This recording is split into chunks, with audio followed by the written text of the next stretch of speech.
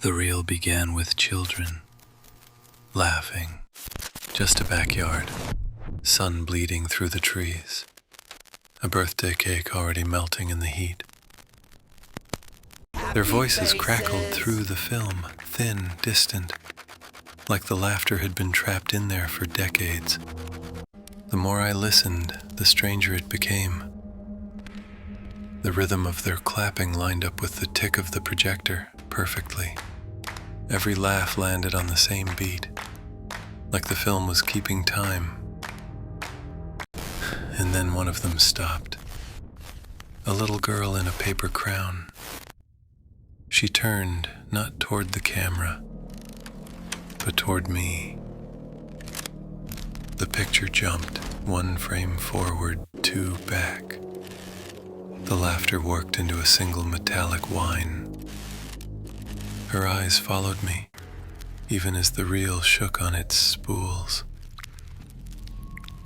Then the color drained from the frame. The children froze mid-smile, candlelight flickering across faces that looked painted, waxy. The flame on the cake bent sideways, like it was being pulled. For a heartbeat, I saw a shape behind them, taller than the fence, watching. The reel buckled, heat swelling through the projector.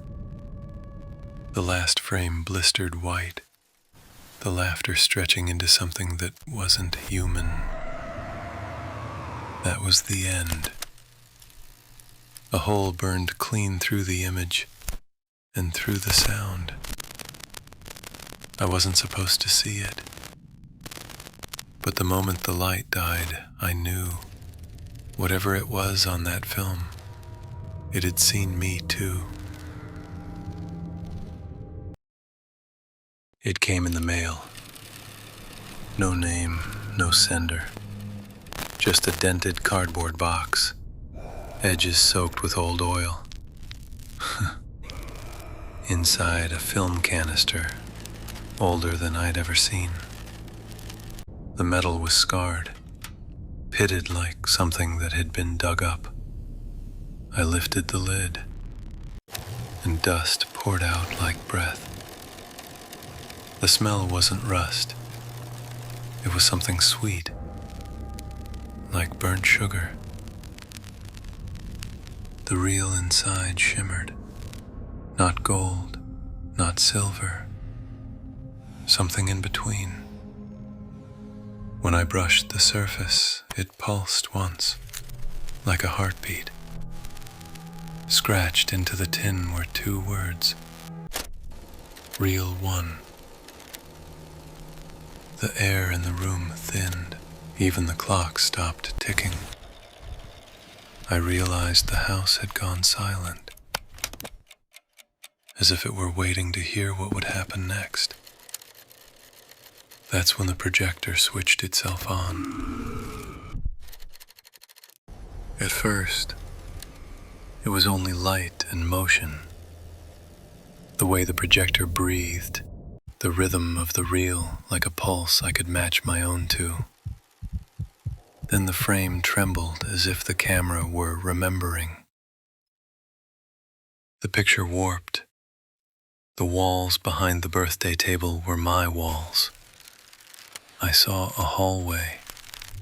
Same stains on the wallpaper. Same crooked picture frame.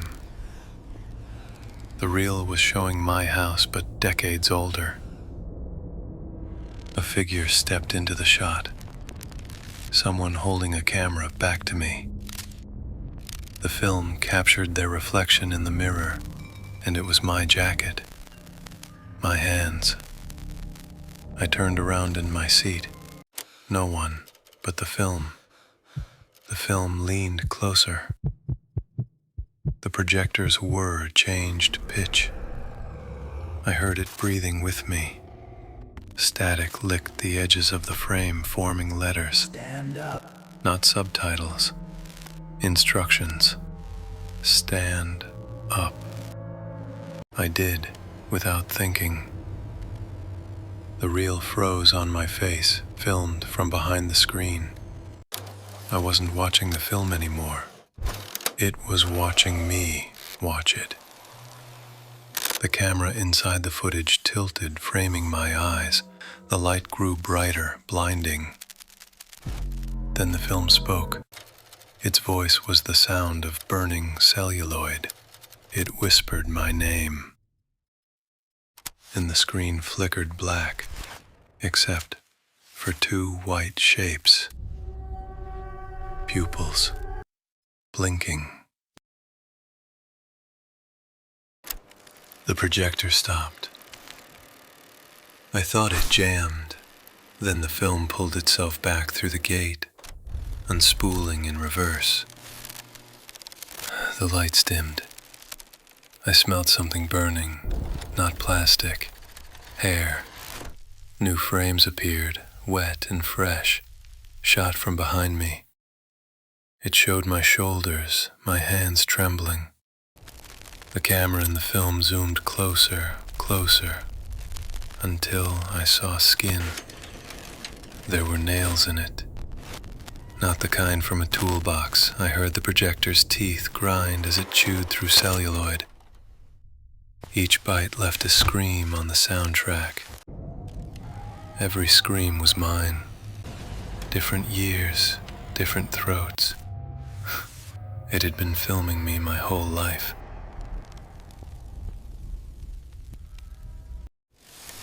The film strip writhed, a wet ribbon crawling off the reel and toward my feet. I stepped back.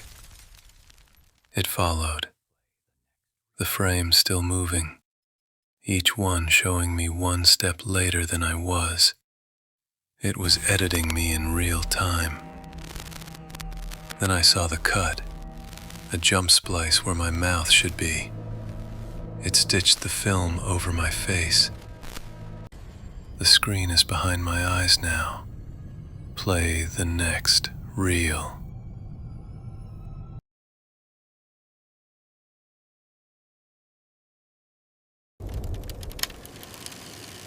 The third reel wasn't labeled. It shouldn't have existed. The metal was warm when I touched it, like it had just been used. It started with nothing but silence, then breathing.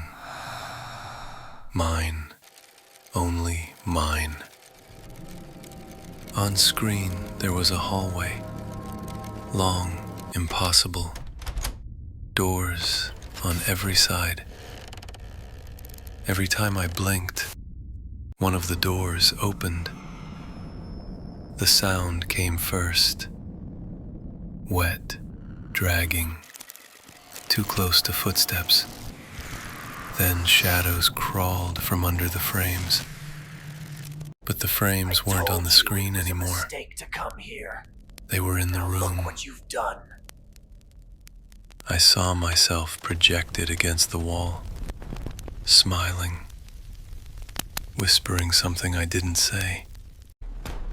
The reel burned, but the film kept going, fed by the light itself. They were showing me what came after death. Every image screamed backwards. Babies uncrying, mouths unbiting, blood crawling up into veins. Then the frames tore, and underneath them there were eyes, hundreds of them, blinking in sync with my heartbeat. I tried to stop the projector, but when I turned, I wasn't standing there anymore. I was on the film. It didn't cap.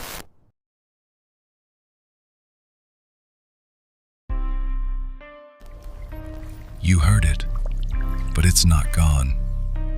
The static remembers you. Subscribe if you want to hear the next echo.